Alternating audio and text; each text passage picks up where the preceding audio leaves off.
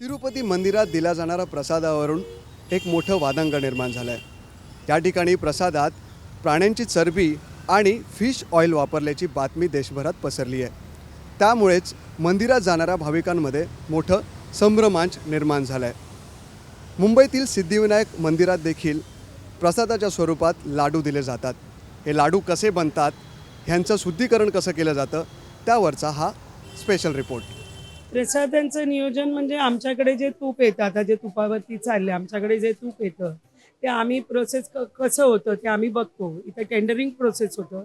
Tender झाल्यानंतर आम्ही स्वतः बघतो ते कसं बनतं. तूप बटरपासून बनतं की लोणी म्हणजे चक्का लोणी बनवतात दह्याचं, त्या पद्धतीने बनतं ते आम्ही बघतो. आणि त्याच्यानंतर आम्ही त्यांना टेंडर पास करून त्यांना बोलवतो आणि टेंडर आपल्या साईटवरती अपलोड होतं.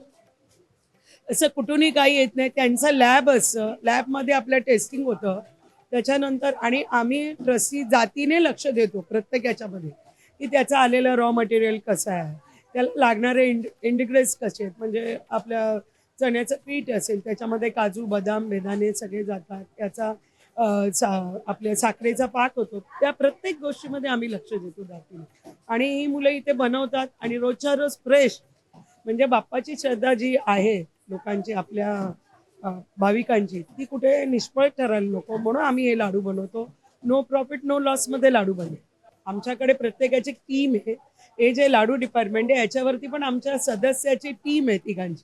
ते लक्ष देतात आठवड्यानी 15 दिवसांनी. आणि आम्ही सतत असतो अवेलेबल. काही प्रॉब्लेम झाला, मशीन बंद झाली किंवा काय झालं तर सतत अवेलेबल असतो. तुम्ही प्रिकॉशन इकडे कसे घेतात? सगळ्यात महत्त्वाचं म्हणजे हायजीन, भाविकांची सुद्धा, प्रसादाची सुद्धा, आणि प्रसादाचं पावित्र्य हे जपलं गेलं पाहिजे. ते आमचं नैतिक कर्तव्य आहे. हे करत असताना एकतर आमच्या ह्या याच्यामध्ये एंट्री रेस्ट्रिक्टेड आहे. या याच्यामध्ये तुम्ही बाहेर दरवाजावर बघितलं असेल तर इथे ॲक्सेस बाकीच्यांना अलाउड नाही आहे. आणि हे सगळे पदार्थ करत असताना आमचे जे एम्प्लॉई आहेत ते ग्लव्ज असतील, कॅप असतील, ते पूर्ण कंपल्सरी आहे. त्याचबरोबर पूर्ण प्रोसेस जी आहे ती CCTV सर्वेनाईमध्ये होते. त्याचबरोबर आपलं CCTV कंट्रोल जे मंदिराचं आहे ते खाली आहे. पोलिसांच्या बाजूला, कॅम्प ऑफिसच्या बाजूला एक CCTV आहे. त्याच्यामध्ये ही सगळी प्रक्रिया म्हणजे त्याचं नियंत्रण केलं जातं. पण तिरुपतीचं काय झालं आहे की ते खूप जास्त प्रमाणामध्ये बनवत असतील, त्यांना एवढं लक्ष द्यायला नसेल मिळत. पण आमच्याकडे एक छोटंसंच आहे, एअर कंडिशन प्रूफ आहे. तुम्ही बघितलं असेल, कुठूनही काही येऊ शकत नाही. आणि एकदम म्हणजे स्वच्छता, पहिलं आम्ही त्याला स्वच्छतेला प्राधान्य देतो, नंतर क्वालिटीला देतो आणि नंतर क्वांटिटीला, असं करतो. संदेश जो असेल तो काय असेल?